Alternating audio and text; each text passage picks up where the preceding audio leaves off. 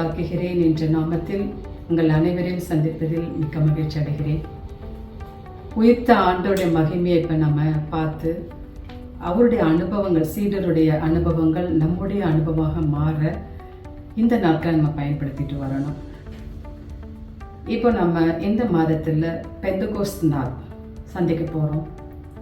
அதற்காக தான் இந்த வீடியோ உங்களுக்கு நான் போடுறேன்.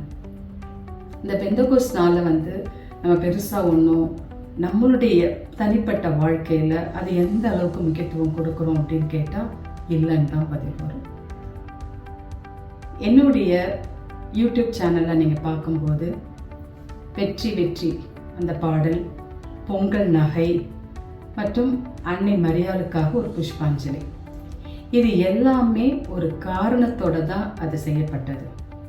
சும்மா எடுத்து வீடியோ போட்டுருவோம் யூடியூப்பில், அந்த மாதிரி எண்ணம் கிடையாது. அதில் வெற்றி வெற்றி என்றதில் பாடலில் பார்த்தீங்கன்னா என்னுடைய சாட்சிய வாழ்வுடைய இறை வார்த்தை மேத்யூ 5:11-12-27-28 இது தொடக்கம்.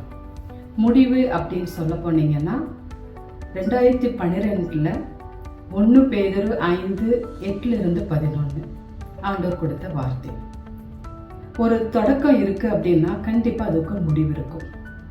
அது மனிதர்கள் செய்கிற ஒரு செயலா இருந்தாலுமே கூட அது ஒரு முடிவு கொண்டுதான் போய் முடிக்கணும் அப்படின்னு சொல்லிட்டு தான் எல்லாரும் முயற்சி செய்வோம்.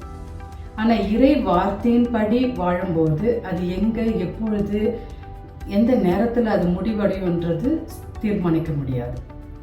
அப்படி ஒரு காலகட்டத்தில் தான் நான் இந்த படியை செய்ய தொடங்கினேன். 27-28 இந்த வசனத்தின் படி பார்க்க போனீங்கன்னா கண்ணில் செய்கின்ற பாவம். அப்போ இதுதான் தவறான பாவம் அப்படின்றது நான் சொல்ல வர ஒரு செய்தி. கண்ணில் நம்ம யாரை எப்படி பார்க்குறோம் அப்படின்றது ரொம்ப முக்கியம். கண் இருளாக இருந்துச்சு அப்படின்னா கண் எப்படி இருளாகும்?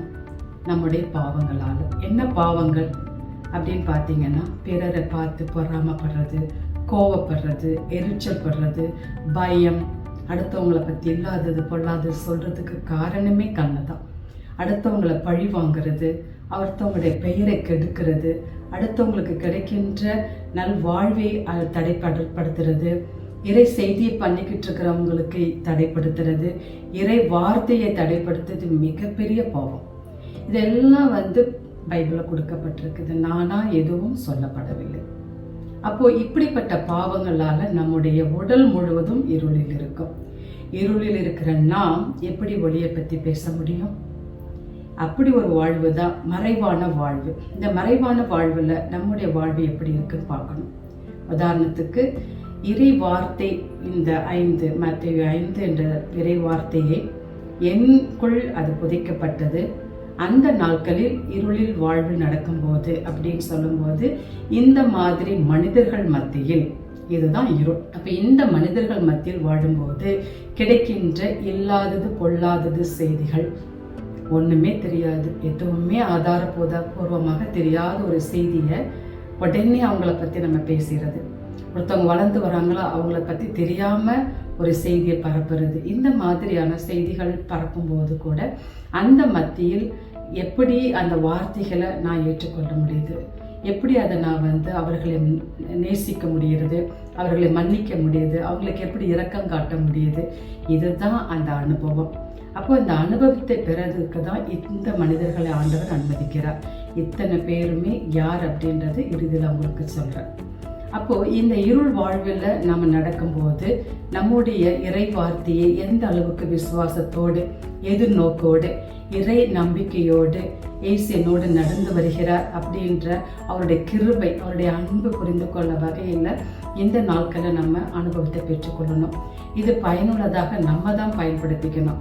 இப்படி ஒரு வாழ்வை தான் காணாமல் போன காசு என்ற ஒரு பொங்கல் நகை மூலமாக அது வெளிவந்து ஒரு நாட்டிய நாடகம். இந்த நாட்டிய நாடகம் முதலில் எனக்கு மனதில் பதிந்தது எப்படி அப்படின்னு கேட்டிங்கன்னா, கலைக்காவிரி முதல்ல எங்களுடைய ஹோம் டவுனுக்கு வரும்போது 2 முறை கொடுத்துருக்காங்க. அந்த 2 முறையிலுமே எனக்கு இந்த காணாமல் போன காசும் கண்ணானின் பெண், இந்த 2 நாட்டிய நாடகம் மனதில் ரொம்ப பதிந்தது. அப்போ அந்த நாட்கள் ஆண்டோட கேட்பேன், இதை குறித்து நீங்கள் எனக்கு என்ன சொல்ல வரீங்க அப்படின்னு கேட்டும்போது அவர் பதிலே கொடுக்கலாம். ஆனால் இந்த செய்தி 30 வருடத்துக்கு பிறகு 2024 எனக்கு அது வெளிப்படுத்தப்பட்டது. இரண்டாவது 2012 அந்த கனானியன் பெண்ணை பற்றி என் தந்தைக்கு நான் அறிவுரை கூறினது. இந்த 2 வசனங்கள் தான் இன்னைக்கு உங்க மத்தியில நான் வைக்க போறேன். அப்ப இந்த காணாமல் போன காசுன்றது இந்த மாதிரி இருள் பாதையில நடந்து வரும்போது நான் ஒளியா இருந்தேனா, இல்லை அந்த இருளோட இருந்து நானும் இல்லை இது இப்படி இருந்துட்டு போட்டோம், இனம் இனத்தோட செய்கிறோம், நம்ம ஊரோட ஒத்து வாரணும் இப்படின்ற பழமொழிக்கு ஏற்ற மாதிரி நம்மளால வாழ முடியாது, வாழக்கூடாது. அப்போ அந்த மாதிரியான எந்த ஒரு செய்தியும் காதில் வாங்காம ஆண்டோடைய வார்த்தையும் அவருடைய பாதையும் நோக்கி நான் இருந்துக்கிறேன். அப்போ இந்த மறைவான வாழ்வுல எப்படி இருந்தேன் அப்படின்ற ஒரு செய்தியை தான் காணாமல் போன காசு மூலியமாக பகிரங்கமாக வெளிப்படையாக ஆண்டவர் வெளியில இந்த ஒளியை உங்களிடத்துல காட்டினார். இது நானா ஏற்படுத்தினது அல்ல. இந்த பாடல் எழுதினது ஃபாதர் மணிவலன். அவரை பார்த்தீங்க அப்படின்னா எனக்கு அவர் ஒரு படிப்பு விஷயத்துல தான் அவர் கூட எனக்கு தொடர்பு வந்தது. அதுக்கு பிறகு எனக்கு தெரிந்த நாங்கள் ஒரு முக்கியமான ஒரு ப்ராஜெக்ட் பண்ணிட்டு இருக்கோம் ஒரு சில குருக்களோட. அப்போ நாங்கள் பேசிட்டு இருக்கும்போது இவர் நல்ல பாடல் எழுதுவார் அப்படின்னு சொல்லிட்டு எங்கள் குழுக்கிட்ட பேசிட்டு இருக்கும்போது சும்மா ஃபோனில் தான் அவரை நான் இன்ட்ரடியூஸ் பண்ணி விட்டேன். இது மாதிரி எங்களுக்கு தேவைப்படுது உங்களோட உதவி அப்படின்னு சொல்லிட்டு நாங்கள் பேச்சுவார்த்தையோட நிறுத்தணும். ஆனால் பாடல் எப்படி அமையணுன்றது அவர் கூட நாங்கள் உட்காந்து பேசலை. ஆனால் ஃபாதர் என்ன பண்ணிட்டார், விறுவிறுன்னு எழுதி ரெடி ஆயிடுச்சு அப்படின்னு சொல்லும்போது எங்களுக்கு எல்லாருக்கும் ஷாக்கு. ஏன்னா அதை பற்றி அவர்கிட்ட நான் ஒன்றுமே பேசலை. ஏன்னா மெயினாலே நான் தான் அது எப்படி வடிவமைக்கணுன்றது சொல்லக்கூடிய பெண் நான் தான். அதில் கடைசியில் அவர்கிட்ட அதை பற்றியே பேசலை, இவர் கொண்டு வந்துட்டாரே அப்படின்றது நாங்கள் ஷாக் ஆனோம். அதுக்காக தான் என்ன ஃபாதர்கிட்ட சொன்னேன், நீங்கள் என் கூட வாங்க, அது உங்களுக்கு பிடித்திருந்தா அந்த பாடல் எடுத்துப்போம், இல்லைன்னா அது எப்படி அமைப்போன்றது அவர்கிட்ட பேசிட்டு வருவோம்னு சொல்லிட்டு அவரையும் கையில் கூட்டிகிட்டு நான் போகிறேன். இன்னொரு பாடலும் நான் எழுதுறதுக்கு அது பெரிய பாடல். அதில் கதாபாத்திரங்கள் அது எப்படி அமையணும், என்ன மாதிரி கருத்துக்கள் இருக்கணும் அப்படின்றத நேரில் உட்காந்து பேசணும் அப்படின்னு சொல்லிட்டு அவரிடத்துல இந்த 3 கருத்துக்காக நாங்கள் அவரிடத்துல நேரில் போனோம். போகும்போது நிறைய விஷயங்கள் பேசணும். அவர் அடிக்கடி எங்கிட்ட சொல்கிறது, ஒரு பொங்கல் நகை நான் கம்போஸ் பண்ணி வச்சிருக்கிறேன், ஆனால் அதை வெளியிட முடியல அப்படின்னு சொன்னார்.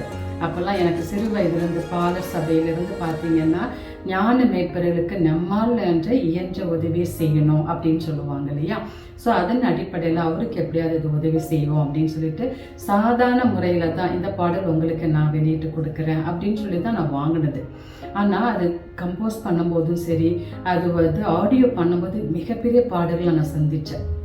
அப்போது எனக்கு பணம் விரயமாச்சு. அப்போ அவன்கிட்ட கேட்டேன், இந்த இது நான் எடுத்துக்க கூடாதா அப்படின்னு சொல்லிட்டு கேட்கும்போது, இல்லை இதை எடுத்து நீ செய்யணும் அப்படின்னு சொன்ன பிறகு நான் ஆணித்தரமாக அதை எடுத்து நான் செயல்பட்டேன். இந்த ஒரு பாடலுக்கு மிகப்பெரிய தொகை. அந்த தொகையை நான் செய்யும்போது மனமகிழ்ச்சியோடு தான் செஞ்சேன். சாதாரண ஒரு பாடலை எந்த அளவுக்கு உபத்திரங்கள் மத்தியில் அதை நான் வெளியில் கொண்டு வந்தேன் அப்படின்ட்டு நீங்கள் பிற்காலத்தில் படிப்பீங்க. பிறகு அந்த பாடலை எங்கே அரங்கேற்றம் பண்ணணும் கூட தெரியாது. ஏன்னா நான் யூடியூப் சேனல் வச்சுருக்கிறேன். குழந்தைங்களுக்கு அருமையான ஒரு கம்போசிங் பண்ணி நல்ல ஒரு ஆர்டிஸ்ட் எடுத்து நான் பண்ணியிருக்க முடியும். ஆனால் அது ஆண்டோடைய விருப்பம் அல்ல. அப்போது எனக்கு ஒரு ஷார்ட் பீரியடில் தான் எனக்கு அரங்கேற்றம் பண்ணுற சூழ்நிலை வந்துச்சு. அந்த ஒரு பாடல் எனக்கு 14ஆம் தேதி 14 அப்படின்னா எப்பவுமே ஒவ்வொரு 14 விசேஷமாக நான் கொண்டாடுவேன். அப்போ எபேசர் 5 எனக்கு ஆண்டவர் கொடுத்தார், ஒளியின் மக்களுடைய செயல்பாடுகள் என்ன அப்படின்றது. அதே மாதிரி தான் ஜனவரி மாதம் பொங்கல் அன்றைக்கு பழையன கழிதலும் புகுதலும் அந்த நாட்களில் இந்த செய்தியை கொடுத்தேன். அப்போ புதிய மனிதராக ஒளியின் பிள்ளைகளாக நம்ம இந்த உலகத்தில் வாழணும் அப்படின்ற செய்தியை நான் அந்த இடத்துல நான் பகிர்ந்து கொண்டேன். ஸோ நம்முடைய மறைவான வாழ்வு வெளியில் சொல்லத்தக்கதாக இருக்கிறதா, இது பிறருக்கு வழிகாட்டக்கூடிய வகையில் இருக்கிறதா என்றது சற்று சிந்தித்து பார்ப்போம். இது எல்லாம் புரிஞ்சுக்கிறதுக்கு நம்ம கிட்ட இருக்கிற அறிவு போதுமானதான்னு கேட்டால் கண்டிப்பா கிடையாது.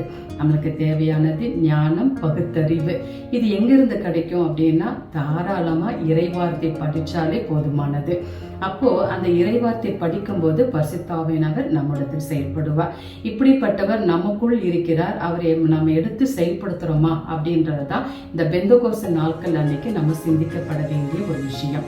அப்போ நம்முடைய இறை வார்த்தை நம்முடைய வாழ்வில் விதைக்கப்பட்டிருந்தால் அந்த வார்த்தையை எப்படி கொண்டு போகணும் என்றது ஒவ்வொரு நிமிஷமும் ஆண்டவரிடம் கேட்க வேண்டும், ஆவியானவரிடம் கேட்க வேண்டும். இது எங்கிருந்து கேட்க முடியும்?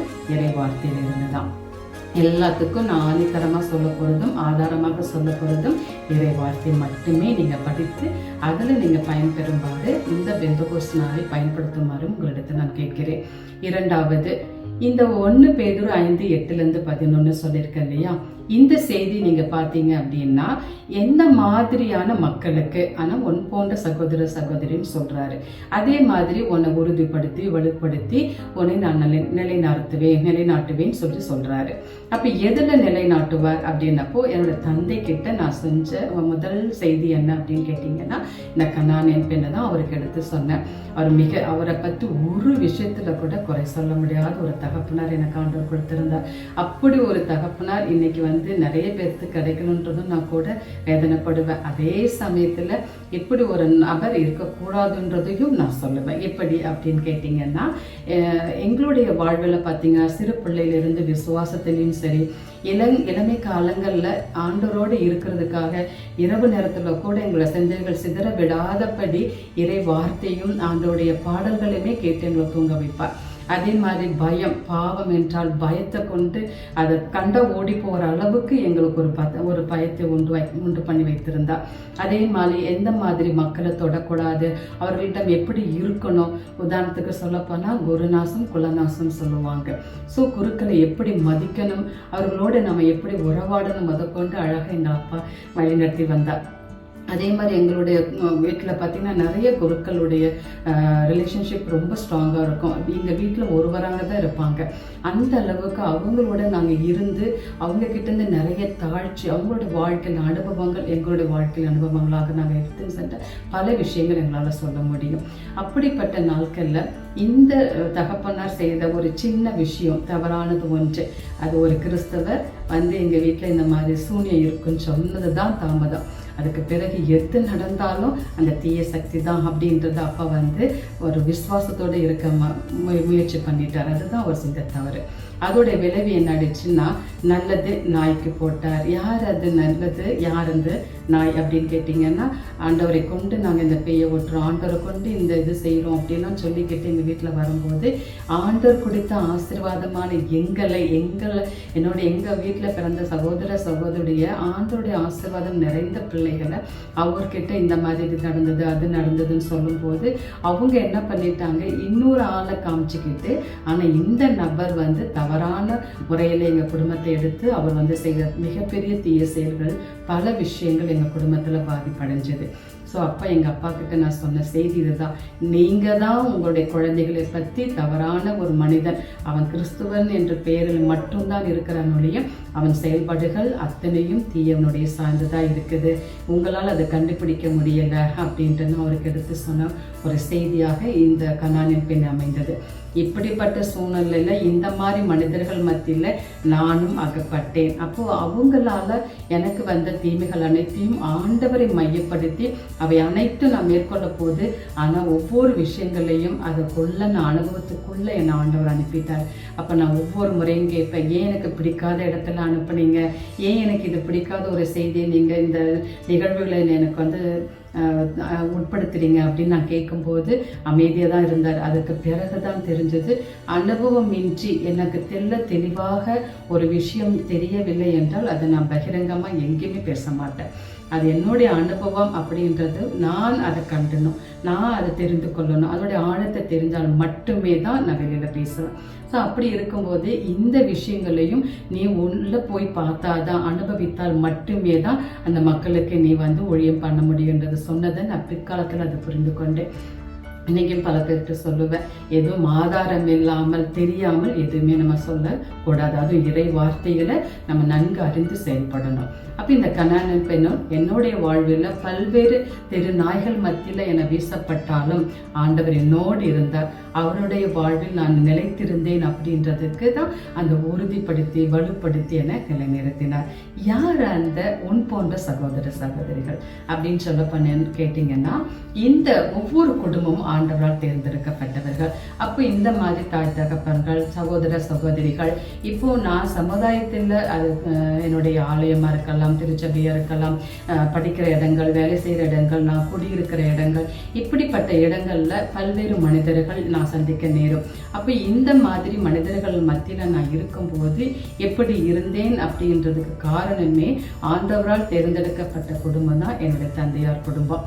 அந்த குடும்பத்தில் ஒரு குழந்தைய ஆண்டவரால் அனுப்பப்பட்ட ஒரு தூதர், இறைவாக்கினர். அப்போ ஒவ்வொரு குடும்பங்களையுமே பார்த்தீங்கன்னா ஒரு குழந்தை பிறக்குது. ஆண்டவரால் தேர்ந்தெடுக்கப்பட்ட அழைப்பு கொடுக்கப்பட்ட குழந்தைகள் பிறக்கப்படுகிறது. அது ஒவ்வொரு பெற்றோர்களும் அதை அறிந்து அந்த குழந்தையை ஆண்டோட சித்தப்படி வழிநடத்த வேண்டும். ஒரு தடவை நான் சாலக்குடியில் ரிட்ரீட்ல ஆண்டவர் அட்டன் பண்ண சொன்னார் 2013. அப்போ ஃபாதர் அலெக்ஸ் அப்படின்னு சொல்லிட்டு ஒருத்தவர் குடும்பங்களை பற்றி அவர் பேசினார். அப்போ ஒவ்வொரு குடும்பங்களையும் தீர்க்கதரிசிகள், இறைவாக்கினர்கள், அரசர்கள், குருக்கள் இவங்கெல்லாம் பிறக்கிறாங்க அப்படின்னு அவர் சொன்னார். அப்போ ஒவ்வொரு குடும்பங்களில் பிறக்கின்ற குழந்தைகள் அது குருவானவராக இருக்கலாம், இறைவாக்கினர்களாக இருக்கலாம், ஊழியங்கள் செய்வர்களாக இருக்கலாம். அரசர்கள் அப்படின்றது கால் மேலே கால் போட்டு நீ எனக்கு அடிமை அப்படின்னு சொல்கிறவங்க கிடையாது. ஆண்டவர் எப்படி செஞ்சாரு? பாதங்களை கழுவி அவருக்கு அந்த அளவுக்கு தாழ்ச்சியும் கீழ்ப்படுதலும் இருந்தது போல ஒவ்வொருத்தவங்களும் மன்னிச்சு அவங்களை எந்த அளவுக்கு அவங்களுக்கு நம்ம உதவியா இருக்க முடியுமோ அந்த அளவுக்கு தாழ்ந்து கீழ்ப்படிந்து அவங்களுக்கு நம்ம உதவி செய்யற ஒரு அரசரை தான் ஆண்டவர் சொல்றாரு. அப்போ பணியாளரை போல இருக்கணும் குணங்கள். அந்த மாதிரி ஒரு அரசரை தான் நான் பத்தி பேசிட்டு இருக்கிறேன். அப்போ இப்படிப்பட்ட குழந்தைகள் இந்த குடும்பத்தில் பிறக்குது அப்படின்னா ஆண்டோடைய சித்தப்படி நடத்தணுமே ஒழிய ஏதோ ஒரு காலகட்டத்தில் அவங்களுக்கு என்ன விருப்பமோ எதிர்காலம் அவங்க டிசைட் பண்ணட்டும் அப்படின்னு சொல்லிட்டு அவங்க கையில் நீங்கள் விட்டீங்க அப்படின்னா அது தெய்வ சித்தத்துக்கு உட்படாது. ஆனாலுமே எதிர்காலத்தில் அவங்க ஏதோ ஒரு ஆண்டோடைய செய்தி பரப்பது ஒரு ஆளாக வந்தாலும் கூட அது ஆண்டோடைய விருப்பப்படி இருக்காது. அவங்களுடைய தாய் தகப்பன் குணங்கள் சொல்கிற மாதிரி இனம், மொழி, ஜாதி, அந்த பிறக்கிற சூழ்நிலைகளுக்கு ஏற்ற மாதிரி தான் அவங்க செயல்பாடுகள் மத்தியில் அந்த மக்கள் மத்தியில் இருக்குமே ஒழிய இறை சித்தப்படி இறைவுடைய நடவடிக்கைகள் அவருக்கு விருப்பமான குணாதிசயங்கள் படி அது இருக்குமான்னு கேட்டால் இருக்காது. அப்படி இருந்திருந்தா இன்னைக்கு ஆண்டுடைய மகிமை இன்னைக்கு எங்கேயோ போய் இருந்திருக்கும் இல்லையா? ஸோ அப்போ அந்த மாதிரி குழந்தைகளை ஒவ்வொரு பெற்றோர்களும் நாம் தான் அதை கண்டெடுத்து அந்த குழந்தைகளை அந்த ஆண்டோடைய இறை சித்தப்படி நம்ம வழி நடத்துறதுக்கு ஒவ்வொரு குடும்பத்தில் இருக்கிற தலைவர் தலைவிகள் அதை எடுத்து பொறுப்பெடுத்து நடத்தணும். ஸோ இதையெல்லாம் தெரிஞ்சுக்கணும் அப்படின்னா பரிசுத்த ஆவியானவர் நம்மளுக்கு தேவை. அந்த பரிசுத்த ஆவியானவர் இறைவார்த்தை மூலமாக நம்மளோட பேசுவார். இதுக்குன்னு ஒரு கோர்ஸ் எடுத்து படிச்சு இதுக்குன்னு பரிசுத்த ஆவி வேணும்னு சொல்லிட்டு பல்வேறு இடங்கள் நீங்க தேடி போகணும் அவசியமே கிடையாது. இதெல்லாம் ஒண்ணுமே கிடையாது. உட்கார்ந்து படிங்க, ஆண்டவர் உங்களோட பேசுவார். அந்த அனுபவம் நான் பெற்றுக்கொண்டேன். இதெல்லாம் பிற்காலத்தில் நான் நிறைய படிப்பீங்க. இது வீடியோன்றதுனால ஷார்ட் அண்ட் ஸ்வீட்டாக உங்களுக்கு கொடுத்தாகணும். ஆனால் இந்த பெந்தகோஸ்ட் நாள் நல்ல இந்த நவநாள்களை நல்ல முறையில் நீங்கள் பங்கெடுத்து அந்த பெந்தகோஸ்ட் நாளன்றி ஆண்டோடைய வார்த்தையை பற்றி புரிந்து கொள்ள எனக்கு தேவையான ஆவியானவர் எனக்கு துணை வேண்டும் அப்படின்னு சொல்லிட்டு எல்லாரும் நீங்கள் மனமாற வேண்டி அந்த நாளை நீங்கள் இன்னும் சந்தோஷமாக செலிப்ரேட் பண்ணணும் அப்படின்றது என்னுடைய ஆவல். உங்கள் அனைவருக்கும் என் மனமார்ந்த வாழ்த்துக்கள் தெரிவித்து நன்றி செலுத்துகிறேன்.